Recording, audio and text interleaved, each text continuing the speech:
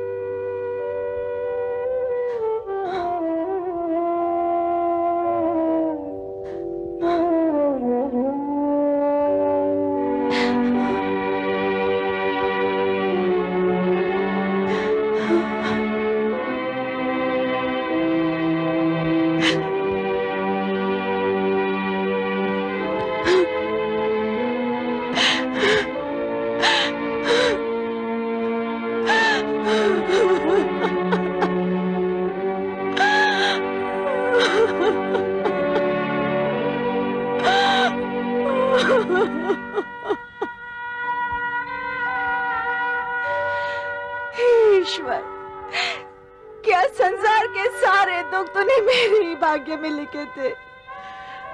इतना दुख मैं कैसे सहन करूं, कैसे? ये दिन दिखाने से पहले ही तूने मुझे क्यों नहीं उठा लिया? क्यों नहीं उठा लिया?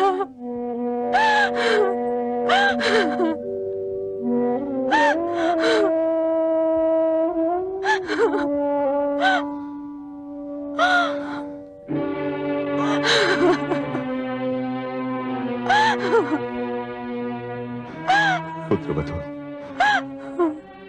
धैर्य रखो, धीरज रखो पुत्रवधू। कैसे धीरज धरो ताया श्री, कैसे? एक ही दिन में मेरी मांग का सिंदूर मिट गया और मेरी आंखों का तारा भी छिन गया। हे आकाश, क्या कभी तेरी आंखों ने ऐसा निर्मम अत्याचार देखा था? हे धरती, क्या कभी तेरी छाती पर दुख का ऐसा पहाड़ टूटा था?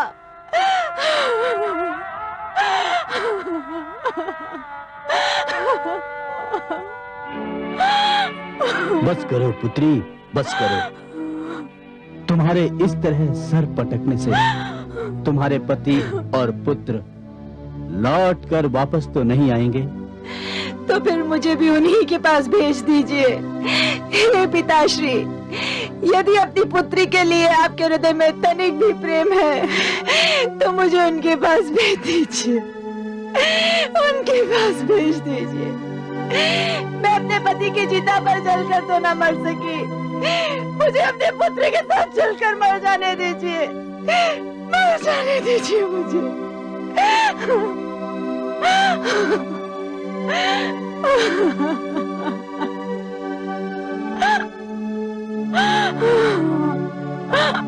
बस करो पुत्री, बस करो। तुम्हारे दुख ने तो धरती आकाश को हिला कर रख दिया।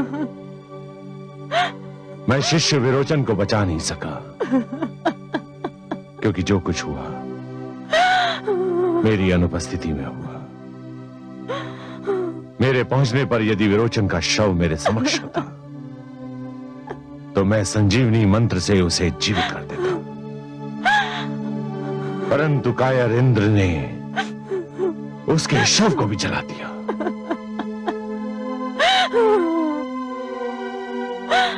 सौभाग्यवश बलि का शव मेरे समक्ष है। यज्ञ कुंड प्रज्वलित किया जाए।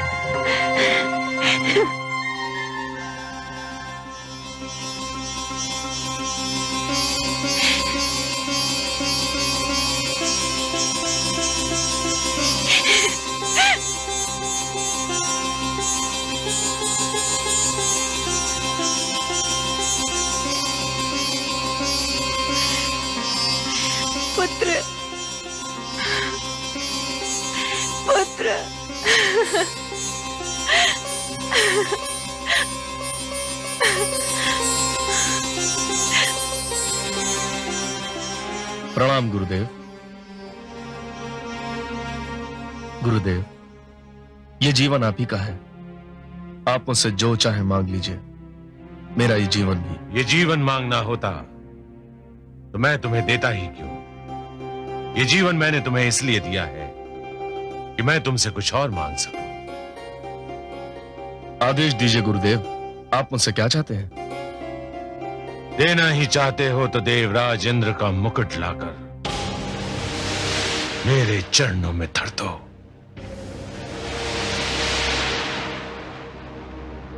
जो आज्ञा गुरुदेव। रुक जाओ।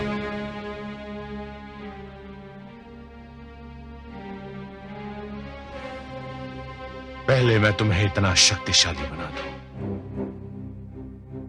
कि तुम विजेता विश्व विजेता बन जाओ।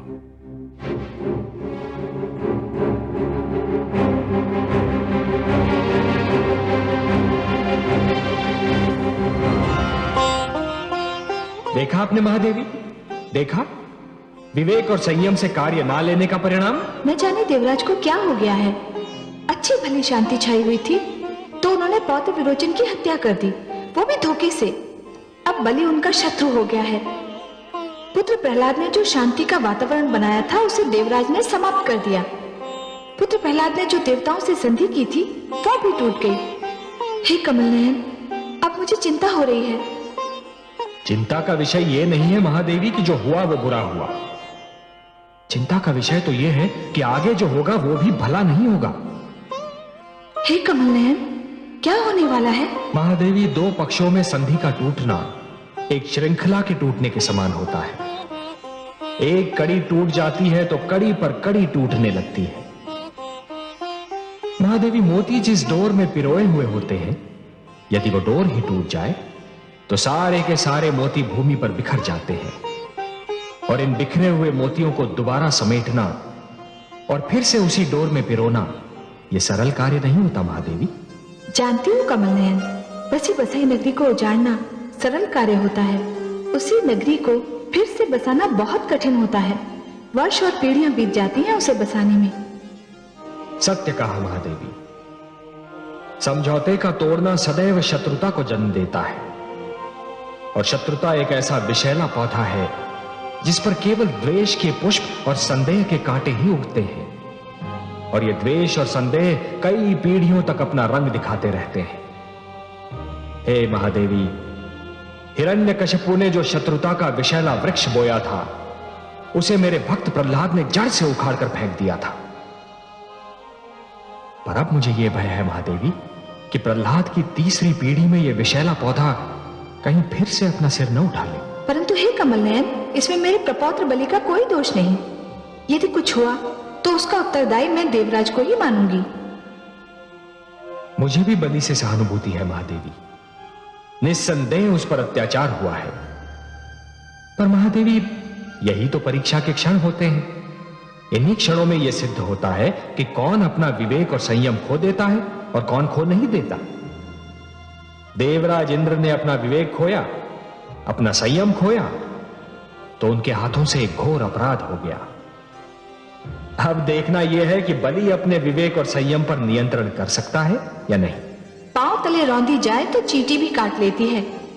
बलि के साथ देवराज ने जो व्यवहार किया उसे देखते हुए मुझे बलि का क्रोध सर्वथा उचित लग रहा है। मैं आपकी बात समझ रहा हूं महादेवी, पर यह जान लीजिए कि सृष्टि की हर वस्तु किसी न किसी सीमा में बंधी हुई है।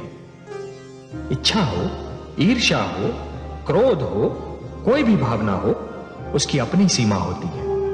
और जब वो भावना अपनी ही सीमा को लांघकर परे चली जाती है तो स्वयं अपने लिए ही हानिकारक सिद्ध हो जाती है। बलि इस समय अपने जीवन पथ के कठिन मोड़ पर खड़ा है।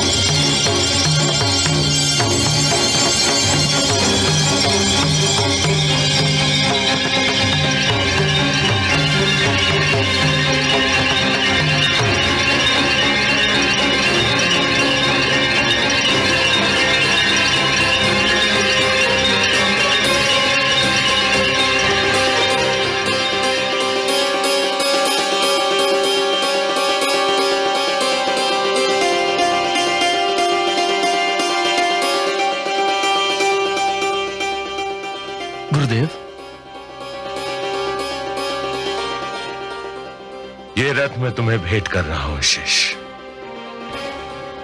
संसार में ऐसा दूसरा रथ कहीं नहीं है। वो कौन सा अस्त्र है जो इसमें नहीं है? वो कौन सा शस्त्र है जो इसमें नहीं है? ये विजयी रथ है। न कोई इसकी राह रोक सकता है, न कोई इसे हानि पहुंचा सकता है। ये विश्व विजयी रथ है, त्रिलोक विजयी रथ। अपने अभियान पर तुम इसी रथ पर सवार होकर निकलोगे। विजय श्री तुम्हारी प्रतीक्षा में सांस थामे खड़ी है। गुरुदेव,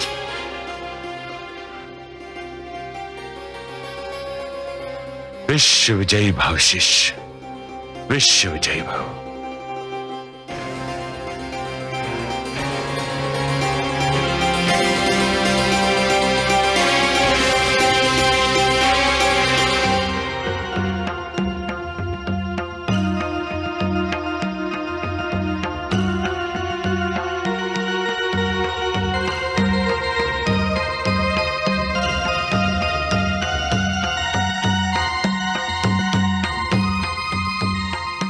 प्रणाम माताश्री। आयुष्यमान भव पुत्र। ओम सर्वमंगल मांगल्ये शिवे सर्वार्थ साधिके शरण्ये त्र्यंबके गौरी नारायणे नमस्ते। आयुष्मान भव। तुम्हारे सिर पर राजमुकुट रखने का शुभ कार्य तुम्हारे पिता सम्राट विरोचन को करना था, परंतु मुझे खेद है ऐसा नहीं हो सका। किंतु गुरु भी पिता के समान होता है। मैं दैत्यों का कुल गुरु हूं। मैंने दैत्यों की कई पीढ़ियों को शिक्षा दीक्षा दी है। इस दृष्टि से मैं दैत्यों का पितामह हूं। और आज इस राजमुकुट को पहनाने का शुभ कार्य मैं स्वयं करूंगा। ओम रत्ने कल्पितमासनं हिमजले स्नानं च दिव्याम्बरां नानारत्न विभूषितां मृगवदा मोदाङ्कितं चन्दनं जाति चम्पकबिल्वपत्रचटितं पुष्पं च धूपं तथा दीपं देवदयानिधे पशुपते अल्कल्पितं गृणां सौवर्णे मणिकण्डितरत्नचित्ते पात्रे दुतं पायसं स्वम्।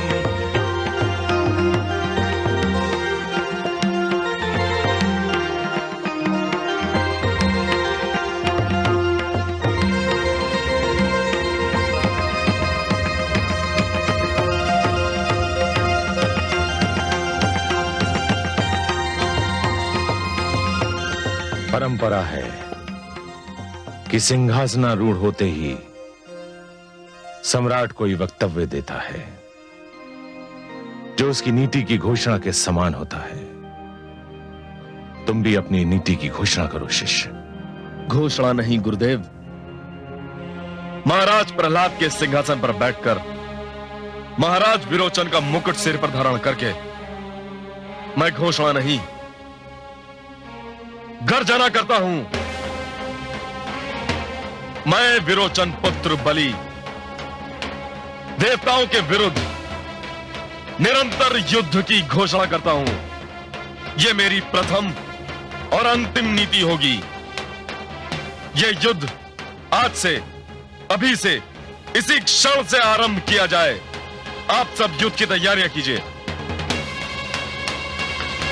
महाराज बलि की जय, महाराज बलि की जय, महाराज बलि की जय, महाराज बलि की जय, महाराज बलि की जय, महाराज बलि की जय, महाराज बलि की जय।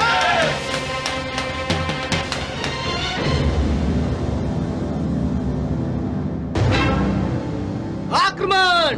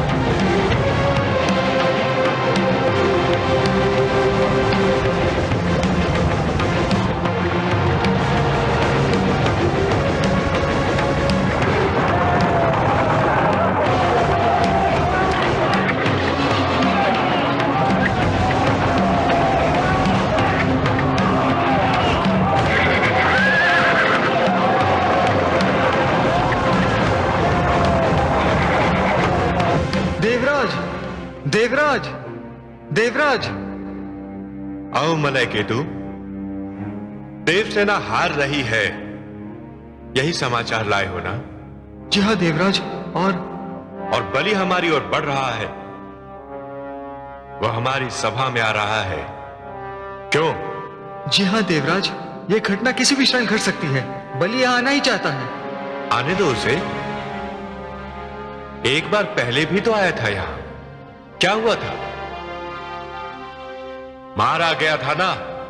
किंतु देवराज। कुछ नहीं, फिर मारा जाएगा। और इस बार मैं उसे मारते जलाकर राख भी कर दूंगा। दैत्य गुरु शुक्राचार्य को उसे पुनर्जीवन प्रदान करने का अवसर ही नहीं दूंगा मैं। क्षमा करे देवराज, किंतु आप त्रिलोकीनाथ भगवान श्री विष्णु के क्रोध को भूले जा रहे हैं। कितने रुष्ट थे वो जब हमने पहली बार बलि का वध किया था। तब बात और थी। तब वो एक ऐसे पुत्र के रूप में आया था जिसके पिता का वध हुआ था। परंतु आज तो वह आक्रमणकारी है, और आक्रमणकारी किसी भी प्रकार की दया का अधिकारी नहीं होता। उसे आने तो दो। मैं आ गया हूं देवराजेंद्र, तुम्हारी मृत्यु का संदेश बनकर।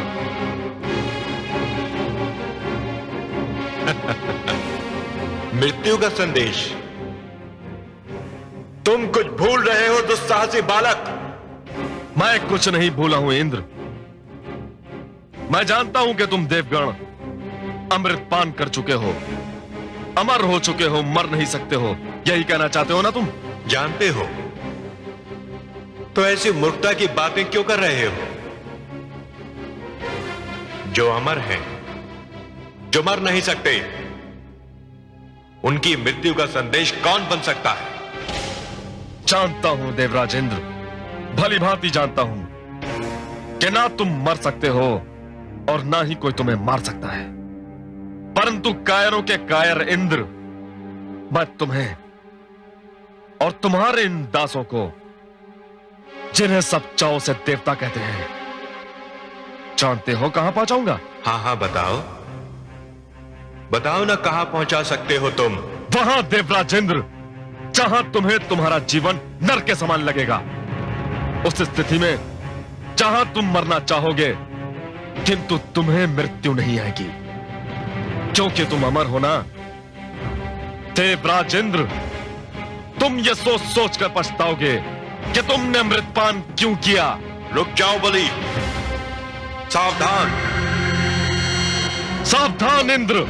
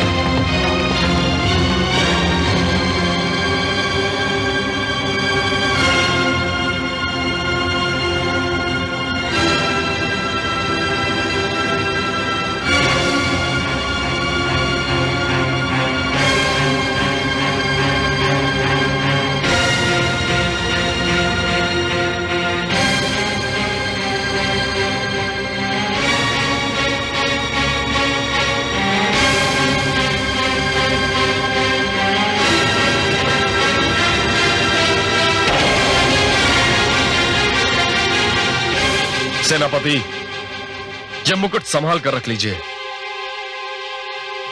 और समस्त देवताओं के मुकुट भी बटोर लिए जाएं। जो आज्ञा सम्राट।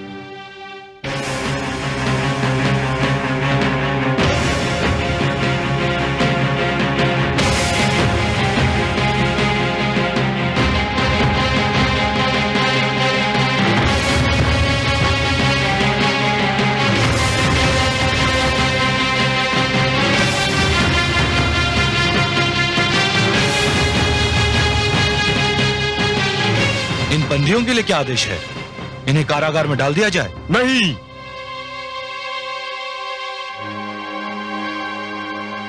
यह दंड इनके लिए बहुत साधारण होगा और वैसे भी ये दंड पहले भोग चुके हैं और अभ्यस्त हो चुके हैं। तो फिर इनके लिए क्या आदेश है?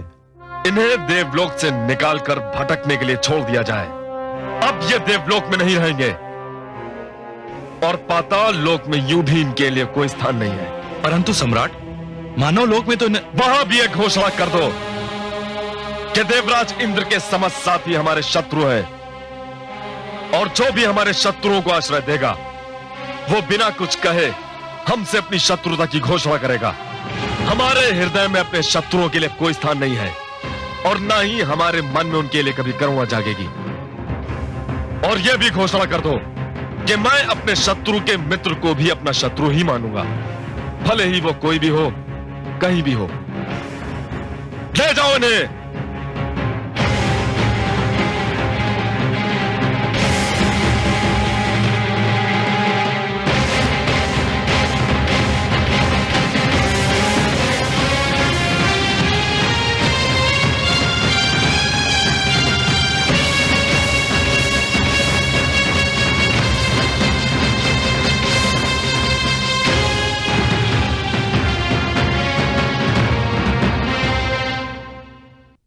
गुरुदेव, गुरुदेव, गुरुदेव, गुरुदेव,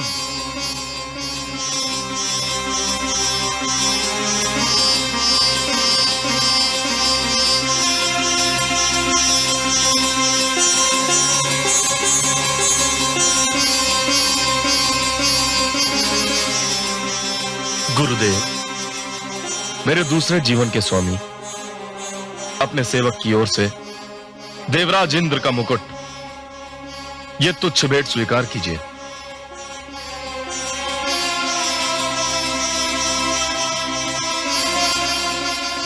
धन्य हो शिष्य, तुम धन्य हो। गुरुदेव, आपने केवल मुझसे देवराज इंद्र के मुकुट की मांग की थी, परंतु मैं आपके चरणों में समस्त देवताओं के मुकुट अर्पित करता हूं।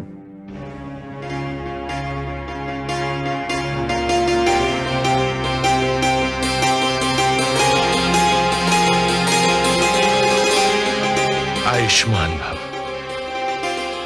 यशस्वी भव। तुमने मेरी हार्दिक इच्छा पूरी कर दी। गुरुदेव, यदि आपकी कोई और इच्छा हो तो कृपा करके व्यक्त कीजिए। आपका यह शिष्य उसे पूर्ण करना अपना सौभाग्य समझेगा। देवताओं का क्या किया तुमने? गुरुदेव, मैंने देवताओं को शून्य में भटकने के लिए छोड़ दिया है। अब उनके सिरों पर किसी भी छत की छांव नहीं रहेगी।